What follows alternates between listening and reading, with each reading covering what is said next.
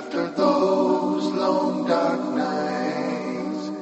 Now my world is bright, Islam is my sight. Now I found the light, after those long dark nights. Now my world is bright, Islam is my sight. Now my world is bright. Assalamu alaikum wa rahmatullahi wa barakatuh, and welcome to The Straight Path. I'm your host, Fuad Muhammad. Muslims today are finding it very challenging in raising up their children, especially in these modern times. And many parents are asking the question, how do we give the proper tarbiyah and how do we correct our children when the society does not support what we call even beating the kids, and when society gives more rights to the kids, even in some cases more than the parents. Well, to talk more about this topic, we have with us Sheikh Asim Luqman Al-Hakim. Assalamu alaikum, Sheikh, and welcome to The Straight Path. Wa alaikum salam wa rahmatullahi wa barakatuh, and thank you for having me.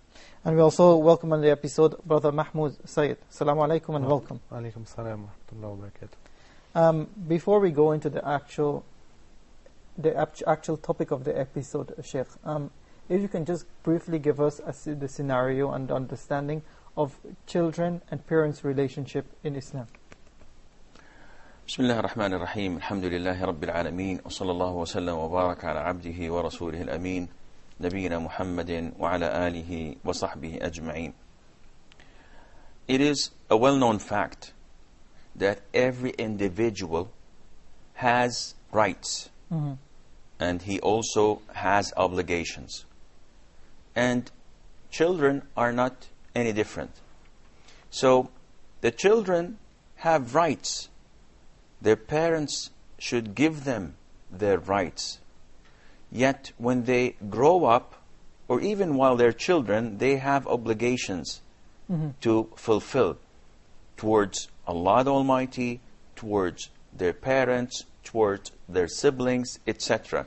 So Islam is a religion of responsibility and accountability, and that is why Allah the Almighty instructed us to fulfill our obligations and to do what we're entrusted with.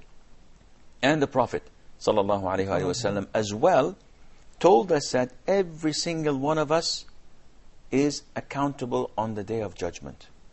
And he said that everyone is responsible, and every responsible person is accountable on the Day of Judgment about or over those who he is responsible for.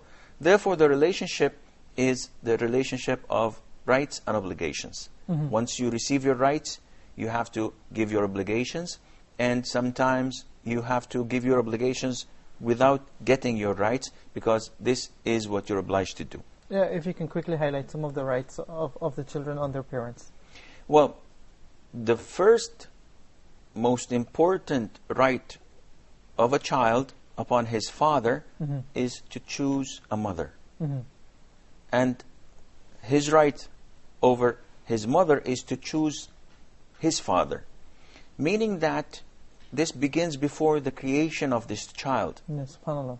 So if a man wants to marry, it is his obligation towards his offsprings that he chooses the suitable wife. And this was illustrated in the hadith of the Prophet ﷺ when he told us that a woman is married for a number of reasons. For her wealth, for her beauty, for her lineage, for her family's name. Yet you should, as an individual, choose the one with Iman, with belief, with Islam, with the religion, the one who is practicing. Now, if you can have this woman with all the other four, then this is a win-win situation, but most likely you'll find this woman in paradise, not on this earth, unfortunately. Nevertheless, this is the one who you should choose, the one with the religion. And as for the wife, she should choose her husband to be a religious practicing person. The Prophet tells us, ﷺ, whenever someone proposes to you, that is, to your daughter, to your sister, and he is a practicing person. He is a strong Muslim. And his ethics, his conduct, his behavior is acceptable or accepted, then you must give him in marriage. He did not talk about his wealth. He did not talk about his lineage. He did not talk about his physique. But the Prophet ﷺ mentioned how he treats others, his ethics and behavior and manners, and about his religion as well. Okay, so that's the first right that the child had, and Yes. that's before his existence. Yes, once he is born, then it is his right to be given a good name. And that is why Umar ibn Khattab, may Allah be pleased with him, was so harsh on a man who was complaining of the behavior of his son. So Umar got outraged. He instructed his soldiers to bring the son. And he was brought in front of him. And he asked him, why aren't you being so fair and kind to your father? He said, because ask him what he called me. He married a slave woman. And now this is with me until I die. I'm the son of a slave woman. And he called me a bad name instead of giving me a good name. And he never taught me Quran or religion or Arabic. He didn't teach me anything. So Uthman looked at the man, Umar. and that is Umar, may Allah be pleased with him, Jazakallah khair. He looked at the man and he reprimanded him for doing all of these things and he not giving his son his rights. Okay, so it's very important. We're not going to look at the rights of the child on the parents as yet, but from what you're saying, the very first right the child has is on his mother and father is choosing a right parent for him. That's true. The foundation is very important. You cannot build a strong, big house without laying the good foundations for that. Okay. The ideal parents would bring up an ideal kid. What are some qualities of an ideal parent, an ideal mother and an ideal father? Going back to your remark, not necessarily that an ideal parent would bring up an ideal kid, because this is something in the hands of Allah. I do my best and the rest is upon Allah Azza wa Jal. If you look at Nuh, peace be upon him, Noah, his son was a kafir, and he died and was drowned in the floods. But no one would doubt the methodology that Nuh, peace be upon him, used with his child. But he was the black sheep. He did not obey and he did not follow his father, and this is why he died as a disbeliever. But generally speaking, yes, it is usually the result that when we have a good ideal father and mother, that we would have a good child. Theoretically speaking. Yes. Yeah. Okay. So, what is the best way of having an ideal parents, or what are the characteristics of such parents?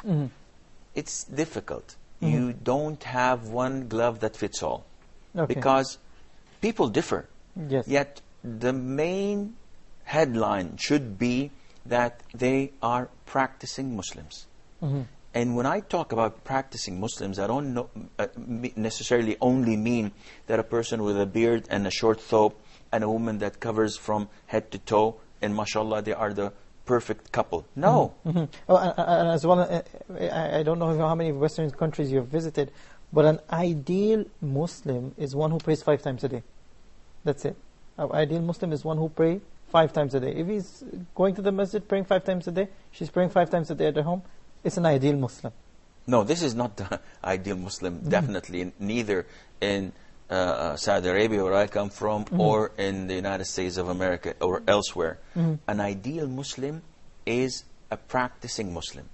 So if he prays 5 times a day in the masjid, mashallah, and he keeps a big beard, and his trousers or thobe is above his ankles, mashallah, he's practicing by the looks of it, but he deals in interest, or he lies, or he cheats and deceives, or he abuses his wife, or he is not kind to his parents, or he is not kind to his neighbors, he doesn't connect to his next of kin, he's not a practicing Muslim, he's an awful Muslim.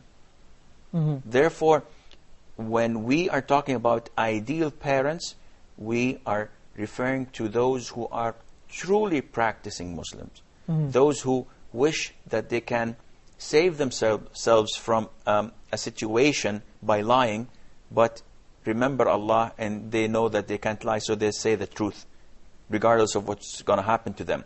These are the people that I'm talking about. Okay. Well, we're talking about that there are two parties, the mother and the father, and we just mentioned the importance of both of them being ideal Muslims. What about when one party is the ideal Muslim, the other party doesn't support? How devastating is this towards the upbringing of a child? It is very devastating, because he's like torn between two lovers, feeling like a fool. Loving both of them is breaking all the rules. The child is stranded. He doesn't know which one to follow.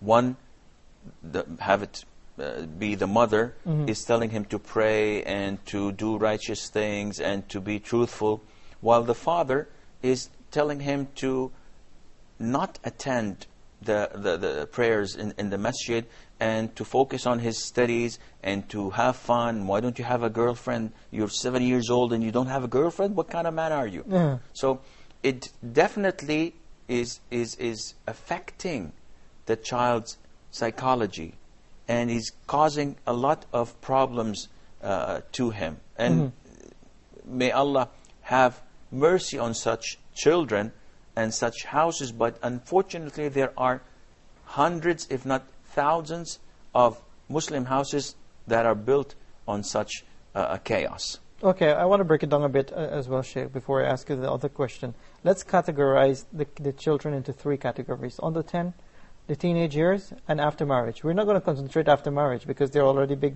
grown men and women. Let's concentrate on the 2 years, on the two groups, because these are the years they live with their parents.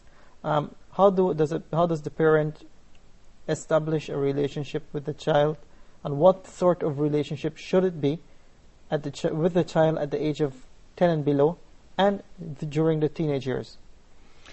There isn't anything that is written on this in the Sunnah that restricts you to deal with the child in a particular manner.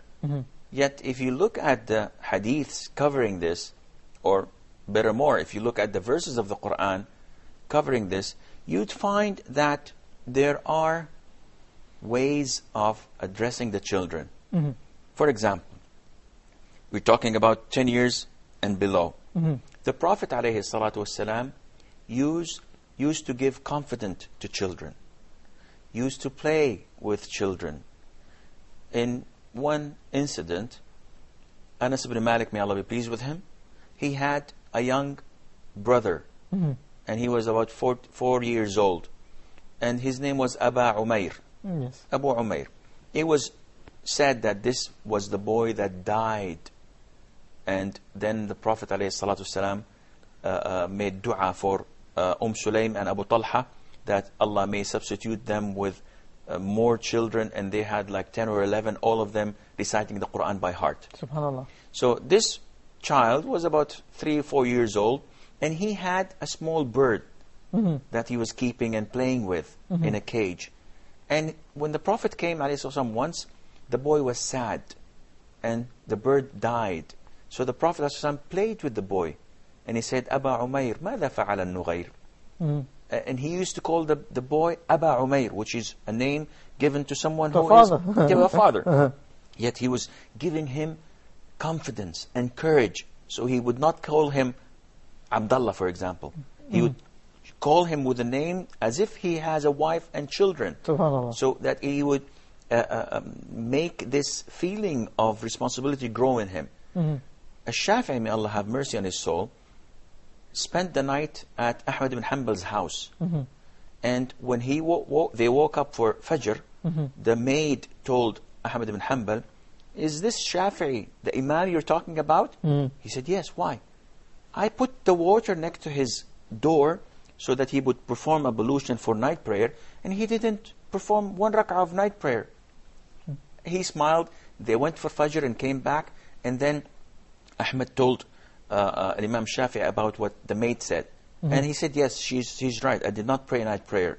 I sat for the whole night contemplating of the hadith, Aba Umair, ماذا فعل النغير. Subhanallah. When the Prophet ﷺ said to the young brother of Anas, these 4 words, he said, I got 80 benefits out of it. 80 benefits. 80. Subhanallah. And Imam Ibn Hajar al-Asqalani in Fath al-Bari, he listed like 60 or 70 of them. Just saying how, the benefits you get from these 4 words of this incident. Having said that, this is how the Prophet used to, ﷺ, treat the children with confidence, with love. And he would teach them, he would defend them. In an incident, if I'm not mistaken, Abdullah ibn Amir, may Allah be pleased with him, he was a young child, younger than 7 or 8 years old. And the Prophet was walking once and he saw his mother telling to him, come Abdullah, take this. And she did this. So the Prophet said, ﷺ, what's in your hand? What do you want to give him? She opened her hand and she said, it's a date, O Prophet of Allah. The Prophet said, ﷺ, and the child is the one who's narrating this hadith. He said, by Allah, if you did not give him this date, it would have been written a lie on the Day of Judgment. So this tells us that a mother should not, by any means, lie to her child. And I know out of experience that 90% of what the mothers and the fathers say to the children is a lie. The father is going to pray in the masjid, or he wants to go and get groceries. The child wants to go with him, and he says, Father, take me with you. He said, no, I can't. I'm going to the doctor, and he's going to give me an injection. So what do you think the child would say? Thank you. Go ahead. May Allah be with you. This is a lie. So this is one of the things that one can learn from the Prophet's teachings, alayhi salatu wasalam. Okay, we'll come back to that point, inshallah, but we'll take a short break here on The Straight Path, and we'll be back, inshallah, right after this. Now my world is bright. Islam is my sight.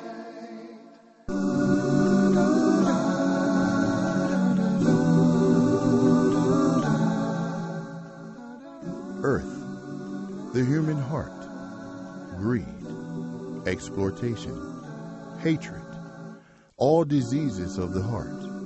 For the cure, join Huda TV every Sunday at 20 GMT for Moments for the Heart.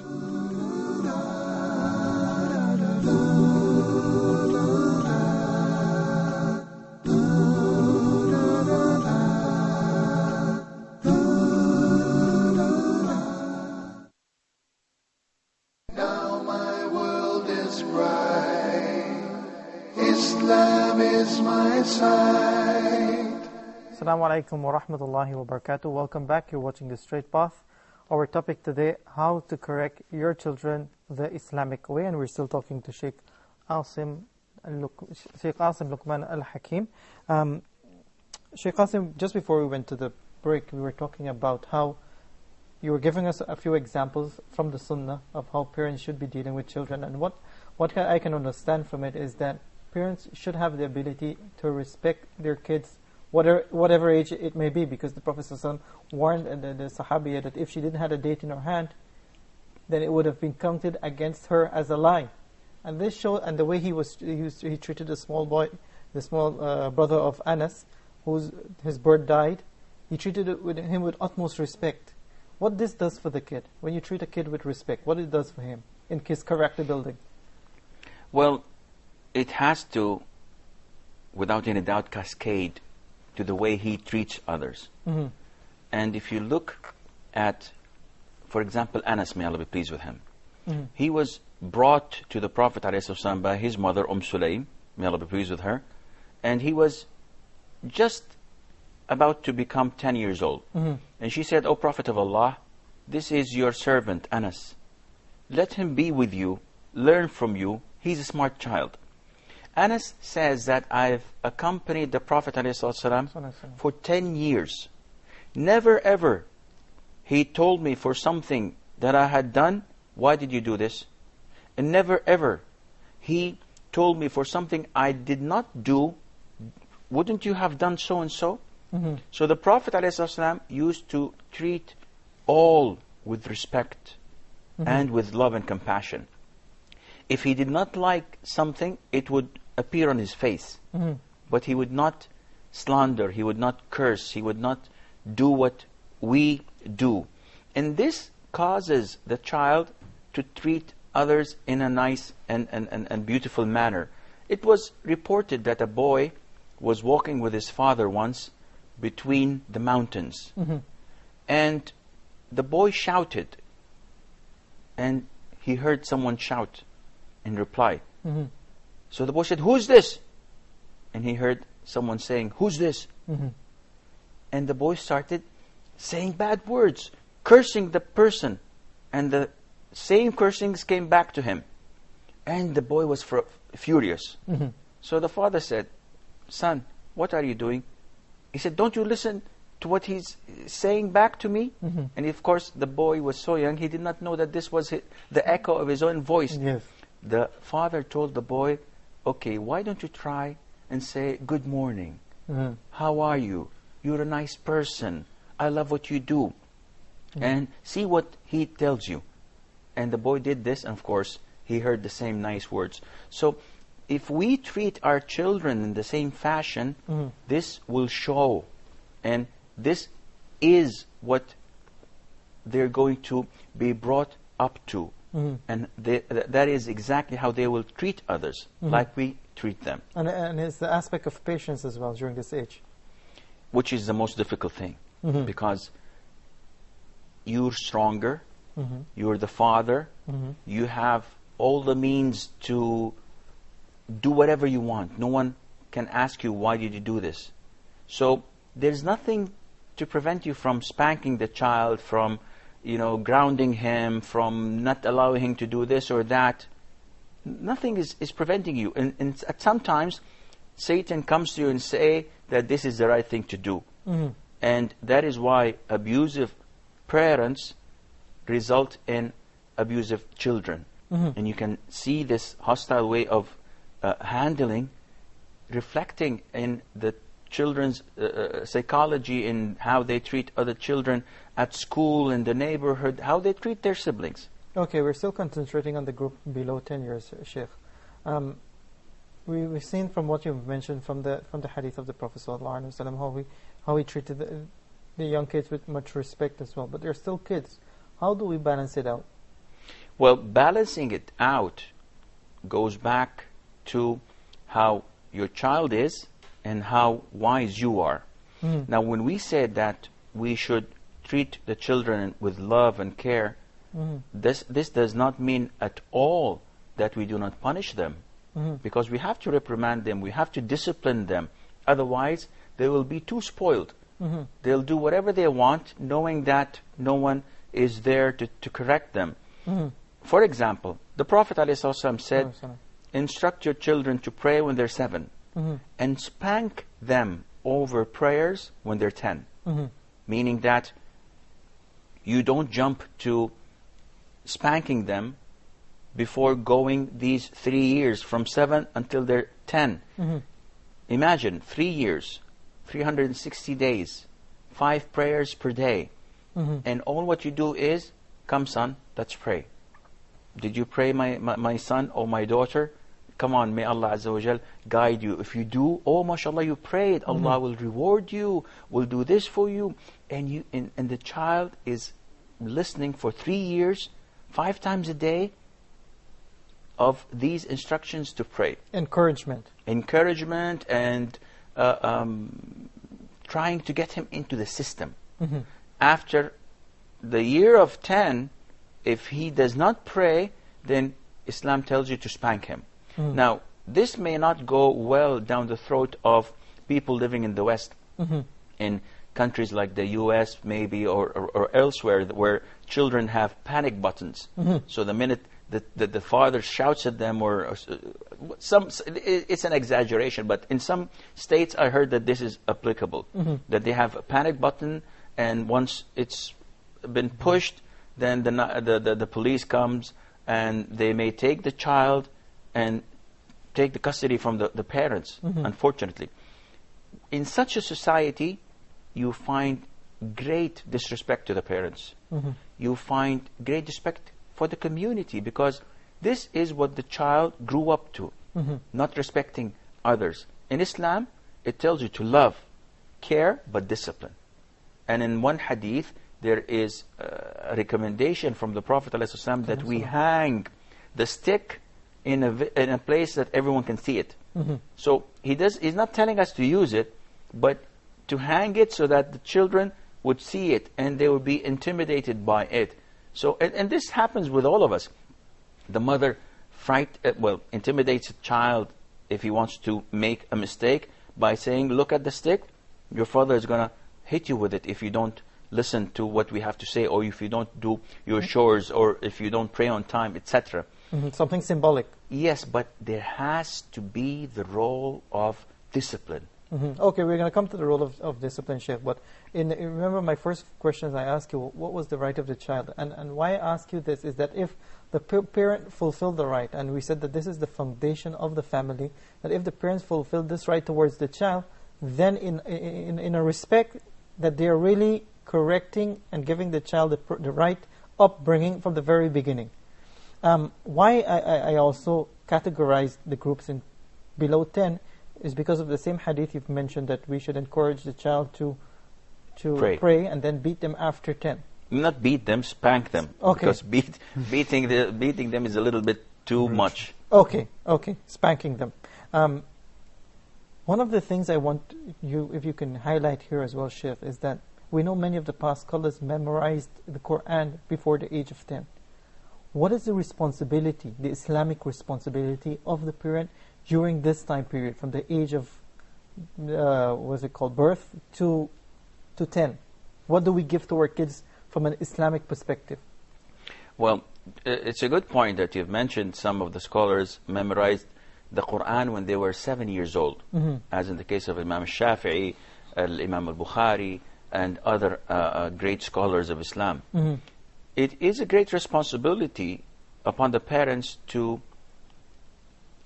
invest in their children at this early age. And by investing, I mean to try and plant in them good characters. Not good characters, good characteristics, in the sense that they grow up being truthful, being honest. They grow up knowing who they worship. It is not the right thing to always treat our children as they are children without any brains. It's always great to talk to them in a level suitable to their age. Teaching them Quran, teaching them attributes of Allah, making them aware of Allah's looking over them and looking at what they're doing and feeling protected by Allah the Almighty. All of these nice ideas, once given to the child at an early age, enlightens him and opens his borders a lot. Having said that, we have to be very careful not to generalize and not to think that all children can be scholars, can memorize Quran at this early age, which calls for frustration among a lot of the parents. Yes. They just spank the kids. They're not memorizing the Quran. They're not doing this. They're not doing that. Well, they're not supposed to. Not all the children are the same level. We have to take every child and look into his needs. So that brings up a very important point here. It's upon the parents as well to really analyze which category their child fall into, in terms of bringing them up with the right upbringing. That's correct? It's true. We can't have all the children scholars. And we can't have them all to be physicians or to be engineers or all of them to be pilots. You have to have different intentions and different directions, and things that this child loves may not be suitable for the other child. But there is a common denominator, and that is that they all should respect Islam. They should have the minimum acceptable knowledge about Islam, about Allah, about the Quran, and from there they go on to pursue whatever they wish. Okay, let's look at the other category of children now, above 10.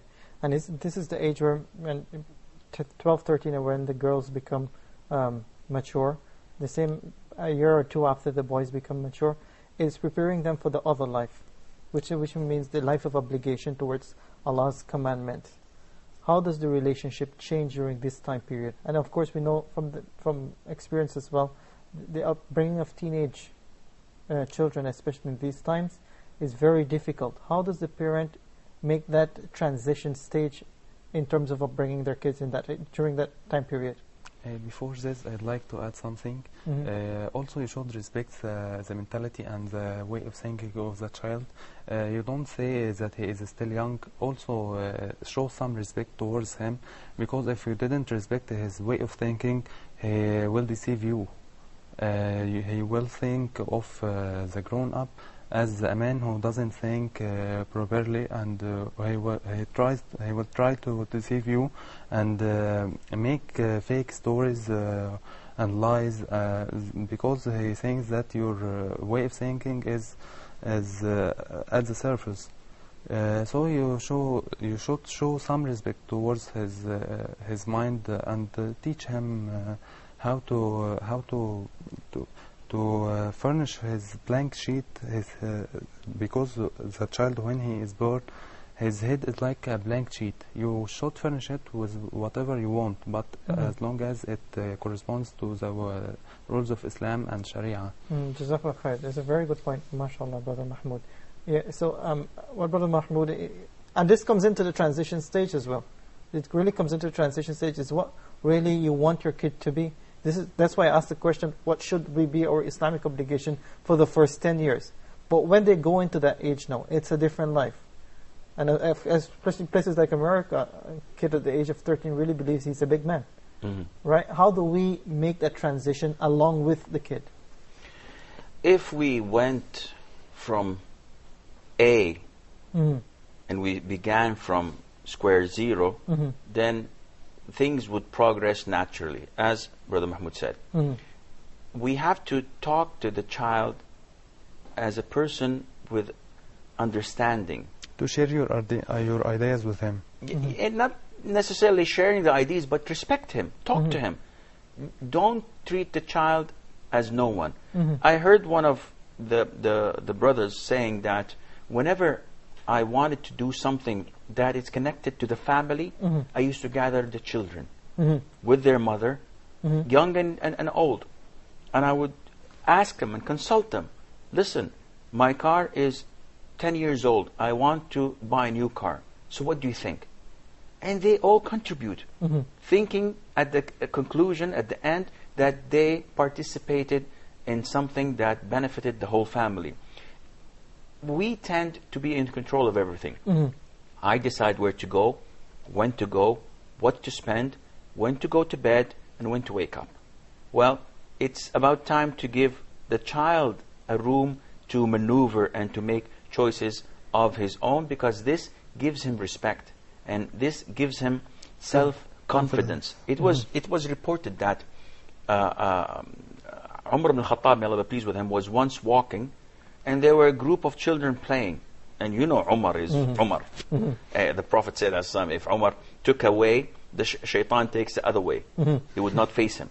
So all the children, the minute they saw this great ruler of Islam, the one who conquered all the areas in the countries around Arabia, who conquered Persia and Rome, and etc.,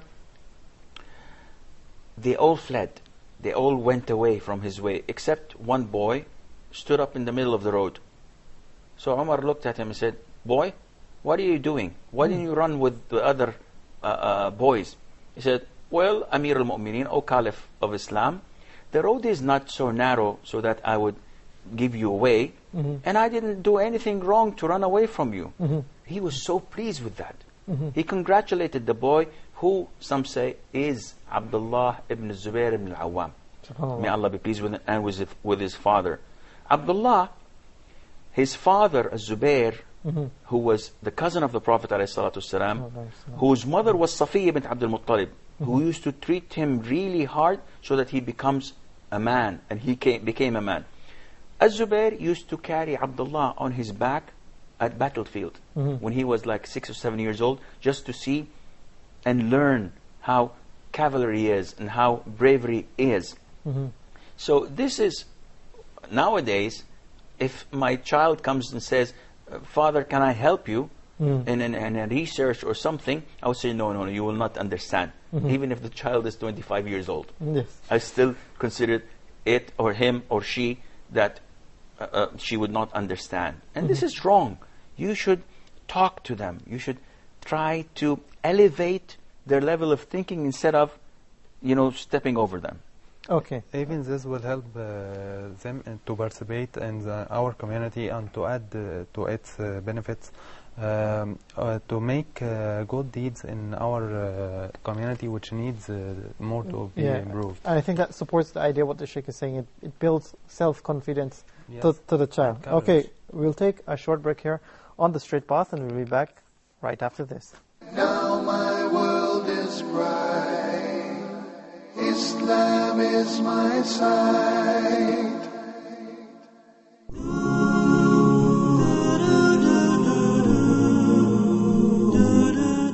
We are excited to inform our viewers that the Quran in Depth with Sheikh Ibrahim Zidan will be filmed live starting on Mondays at 1800 GMT. Allah subhanahu wa ta'ala says about the Quran, وَنُنَزِّلُ مِنَ الْقُرْآنِ مَا هُوَ شِفَاءٌ وَرَحْمَةٌ لِلْمُؤْمِنِينَ. That we reveal from the Quran what is cure and mercy to the believers. So the Quran is the cure. Cure physically to the diseases physically in the body and in the heart. We were ordered to recite Surah Al-Fatiha in every time we stand in the Salah. Pillar of the Salah. We need to change our life according to what Allah subhanahu wa ta'ala wants from us, according to this book. As the Prophet sallallahu alaihi wasallam said, that the Quran is the thing between us and Allah subhanahu wa ta'ala. Whoever holds fast to it, he would never be led astray. We will take your calls and answer any questions you may have, as well as help you in your journey to understand the Quran properly. We hope you will join Huda TV and Sheikh Ibrahim Zidan every Monday from 1800 GMT until 1900 GMT for the Quran in Depth.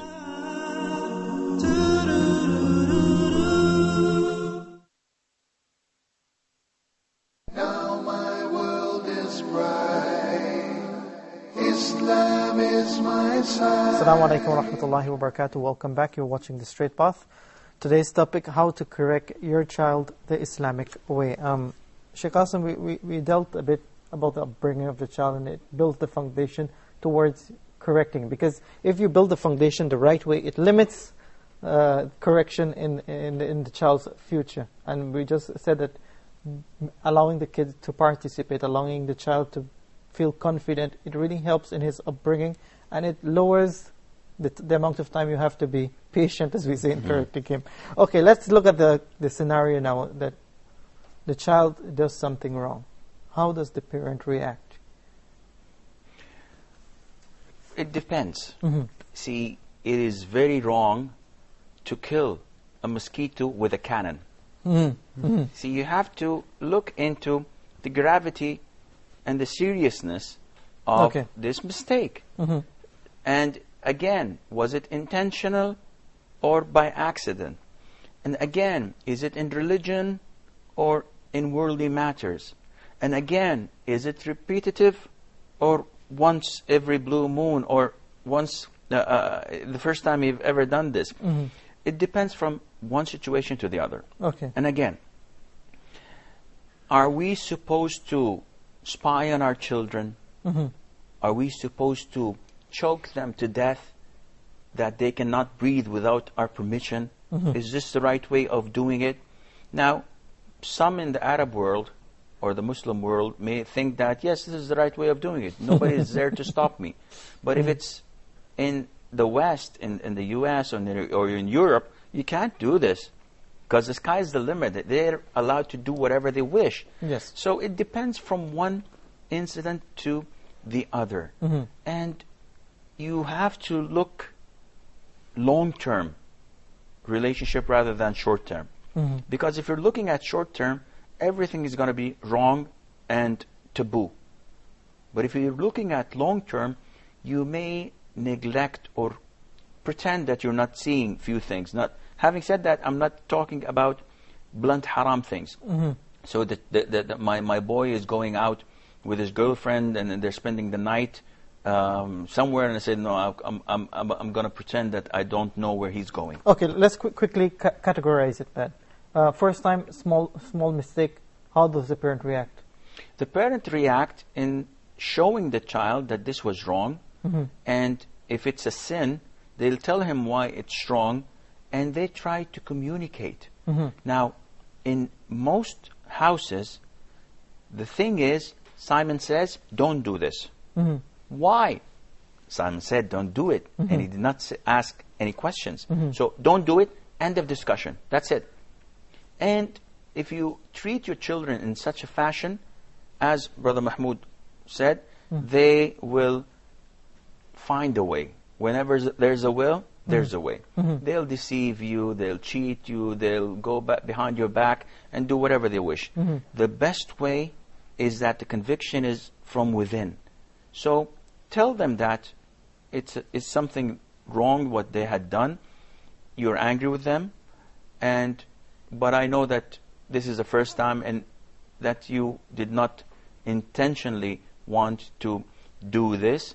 And if you have any questions, go ahead. And the child would come, or the boy, or the teenage would come and try to justify what he had done. And you have to communicate with the child with a disciplined way, in the sense that you've got to control, because you have to suppress that anger. Yes, but at the same time, you have to be in control, because it's not a democracy. Saying that, well, yeah, okay, but I'd like to go with my girlfriend. Everybody's doing it.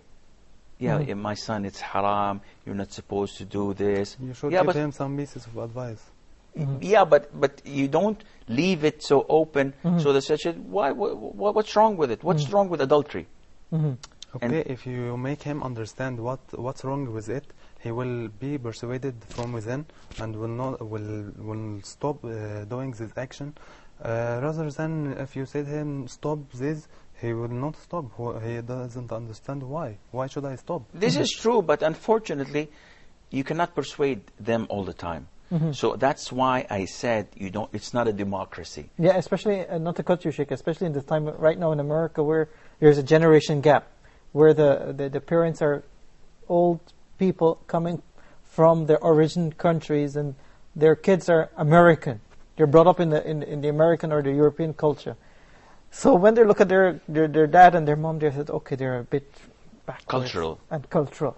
As you said, that maybe that point of persuasion doesn't work all the time. Yeah, well, for those who are living abroad, I would definitely ask them to immigrate, if possible, to a Muslim country, because it is next to impossible to upbring your child in an Islamic way, unless Allah Azza wa Jal has bestowed His mercy upon you. But if you are cornered, and if you're stuck between a rock and a hard place, have nowhere to go. If I try to immigrate to or migrate to any of the Islamic countries, they'll close the doors in front of me.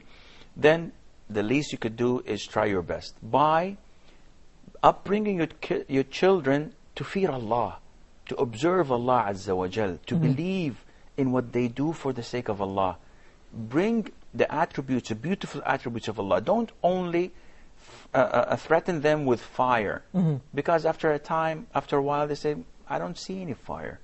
But always try to make them know who Allah the Almighty is, His beautiful attributes, the rewards He has prepared for those who obey Him. And at the same time, you have to prioritize and look into what your children are getting into. Sometimes, and we find this a lot, you find the parents are like 24/7 watching the monitor of their children's PC or laptop. What are you watching? And they're checking on the websites they're going into. And to the extent that the kids, they're geniuses. They've got like USBs, hard disk drives. They've got special sites to hide what they're doing, and a mirror web page, so that... And the parents, maybe they are from the Stone Ages. They don't even know how to operate something like this. So you have to be careful. If you keep on treating your child like this, he's going to cheat on you because it's going to be a challenge. Yeah. Even if he's not interested in cheating, but just the heck of it. Yes, yes. It's a challenge. I've got to do it. My kids love challenges. It's true, but we have to pretend. We have to avoid such cases. And we have to pretend that we're not seeing. Give them some room, but not all the way to sin. Okay, and that's a good point you mentioned in terms of balancing it out. That the parents is not always on the back, but he doesn't leave his kid completely. Okay, let us look at the other part of when a kid does something that is major, and we see this a lot in America, where we have teenage pregnancy, girls becoming pregnant before marriage. Does the parent disregard their kids after this? How does a parent react when their kid does something that is very wrong? And this, of course, in the Arab world, it's so limited when compared to the Western world. This is very unfortunate. This saddens the heart and depresses a person just to think of it. But you have to look at things from the spectrum of Islam, and you have to weigh things accordingly. If the daughter fornicates and she's pregnant now, you have two solutions. One, to discredit her, kick her out, and the hell with her, as a lot of the Muslims may do. Yeah, it's quite common actually to do that. Or some would go to even extreme measures and what they call honor killing. And honor has nothing to do with it. This is completely prohibited in Islam. It's a sin. It's a major sin. It takes belief and iman out of the heart for those who commit fornication or adultery. Yet it is still a sin. You have to put it in proportion. The second way of doing it is to accommodate this sinner, try to reprimand, advise, try to incubate this girl so that may Allah guide her back to Islam. And in 95% this works. Now there is always the 5% that the child, the boy, the girl are defiant, and they're not willing to kneel and confess of the mistake and show deep remorse. And in this case, you have to evaluate. If I keep this child in the house, which would lead to corrupting the other good children of mine, no, this I have to sacrifice this child's well-being with the rest of the flock. So I kick this boy out, kick this girl out, because it's a hopeless case. But if I have, if he is the only child, or she is the only daughter that I have, and no one is going to be influenced, I keep on trying with love, with care, and with advice, with changing the methodology of dealing with her or with him. You should change the ways of punishment. You don't let her expect what the next punishment will be. You should vary between different ways of punishment and also recompensation to encourage her or to make her be fair Allah, also fair the punishment. Okay, Jazakallah khair, Brother Mahmoud. We have about 1 minute remaining on the episode, Sheikh. All what we have said can be attributed to the parents who make an effort in bringing up their kids and giving them the proper upbringing to correct their kids. There are some parents that are not, I don't want to say they don't care, but they're lazy. If you can quickly give us an advice before we close up the episode, what do you say to those parents who just lay back and let everything just happen? And it's quite common, especially in these busy times for parents. Well, first of all, even those who are careful and trying their best, this might not be good enough. Because at the end of the day, as I said earlier, it is within the hands of Allah. You do what you're supposed to do. The result, it's with Allah. And in some cases, we find lazy parents who are neglecting their kids, but their kids become imams and become scholars of Islam. But at the end of the day, this parent is questionable. He's accountable in front of Allah Azza wa Jal for his negligence. So if he does not do the efforts needed, whatever sin his child would do, it's going to reflect back on him, because he's going to get the credit. And if his child was brought up in a nice way because of your doing, you taught him Quran, you taught him how to be a good practicing Muslim, and he's doing good deeds, then also you will be credited for these good deeds. So at the end of the day, it's an investment. Whatever you invest in your child, you're going to reap the fruit out of it later on. That's very well said. Jazakallah khair for being with us today, Sheikh Asim. Brother Mahmoud Saeed, it's a pleasure having you on the straight path. And as Sheikh Asim just close off the episode by saying, whatever you sow, you shall reap. Whatever you invest, that's the profit we will gain, inshallah. So we hope that what we have said today has benefited all of you parents. And if you have a question or comment, you can write to us at straightpath@huda.tv. That's all we have for today. Until next time, we leave you with Assalamu alaikum wa rahmatullahi wa barakatuh. Now I found the light after those long dark nights. Now my world is bright. Islam is my sight. Now I found the light after those long dark nights. Now my world is bright.